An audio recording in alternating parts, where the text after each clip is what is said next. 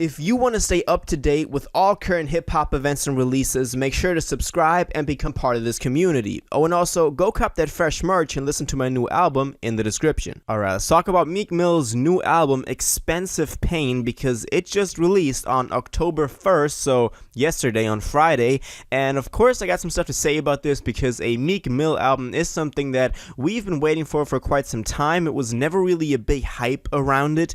To me, it felt like, he was just releasing a couple of singles. We got that Sharing Location single with Lil Durk, with Lil Baby that I've been waiting for a very long time because we had those snippets like half a year ago. So I was really excited when that dropped. We also had Blue Notes 2 with Lil Uzi Vert, of course the successor to Blue Notes, of course one of his best songs off of DC4.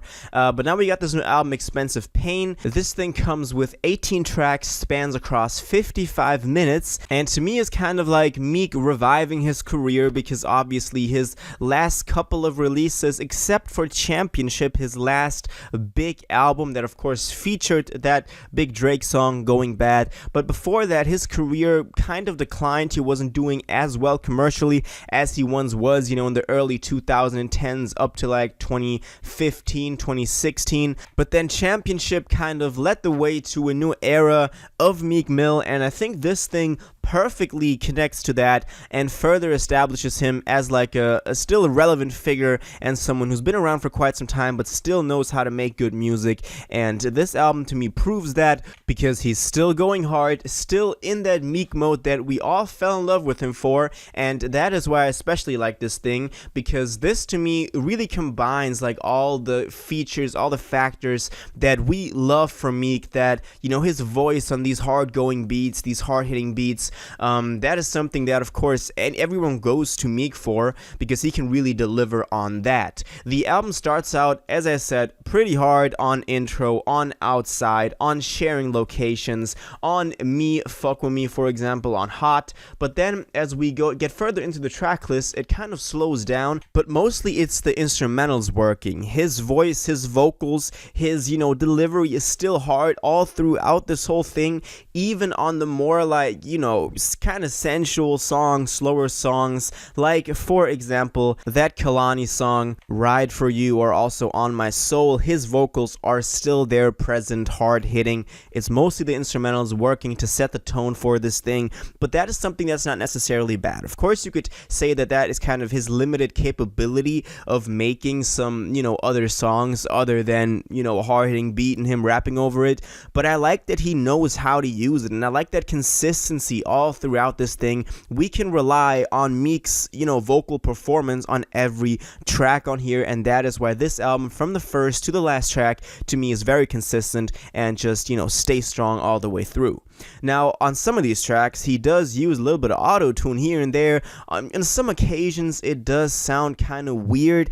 It's just something that I'm not really used to from him. On some of these tracks you can clearly hear the influence from, for example, a Lil Durk, of course tying into these three artists, Lil Baby, Lil Durk, and Meek Mill, hanging out quite a bit over the past year. Of course Meek Mill was also on The Voice of the Heroes, that Lil Baby and Lil Durk collaborative mixtape that Meek Mill also made appearances in, for example the Finesse of the Gangway video from Lil Baby and Lil Durk. So the three of them have been hanging around each other, Sharing Locations being one of these collaborations, for example, or still running as I mentioned. But for example the instrumental for On My Soul is clearly a Lil Durk beat. Like you can't tell me that that sounds like a Lil Durk type beat and something that Lil Durk would have done on The Voice, for example.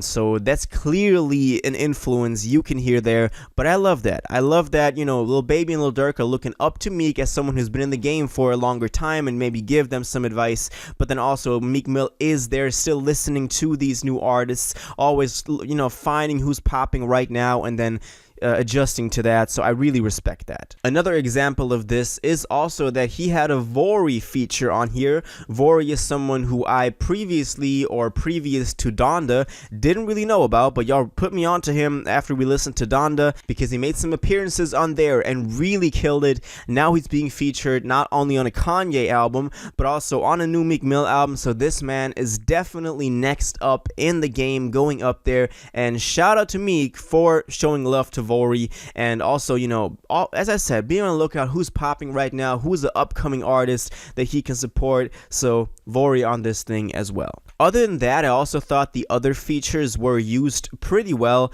We had Lil Baby, Lil Durk, as I said, the Kalani feature was used pretty well. She was on the hook doing amazing. A$AP Ferg delivered a feature, one of his best in quite some time now, because he's kind of been slacking. But this feature from A$AP Ferg is definitely going hard. Moneybagg Yo was kind of a basic feature. I like that he had gigs on here. Young Thug also killed it. Vori, as I said, amazing. Uzi was also someone who I quite enjoyed on Blue Notes too, and then Brent Faiyaz on Halo. Also, always love a Brent Faiyaz feature. You can never really go wrong with that. Now, in itself, this album is great, but something that I thought about while listening to this is that we are just so used to listening to these albums within a day, maybe picking one or two songs that we like, adding them to our liked songs, to our playlists, whatever, and listening to those songs, but then never really going back to all of the tracks on the album. And of course, that has become a standard in the industry, and artists are making music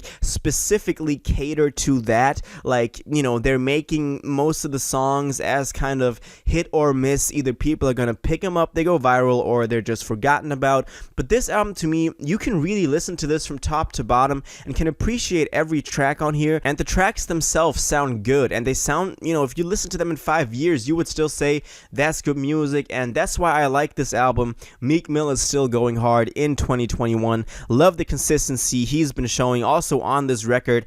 As I said, you can always rely on Meek Mill to come through with, like, you know, some fire, and he proves that yet again with this new album. I don't think this is gonna do that well commercially. Of course, we're gonna have to wait for those numbers to come in, but I think Championships will still outperform this, obviously, because it had a way bigger of a hype.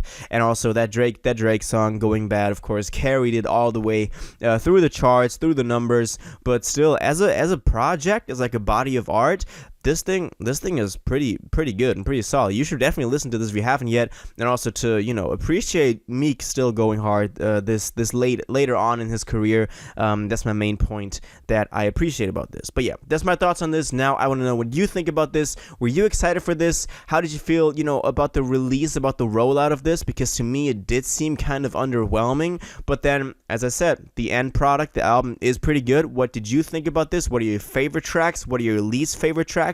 What do you think of the features? What do you think of Meek's performances on here? Definitely let me know in the comments down below. If you watched this video to the end and liked it, and you want to stay up to date with all current hip-hop events and releases, make sure to subscribe, turn on notifications, hit that like button, and go follow my social media and blog down in the description. It really helps me out. Until the next one, y'all have an incredible day, and y'all take care.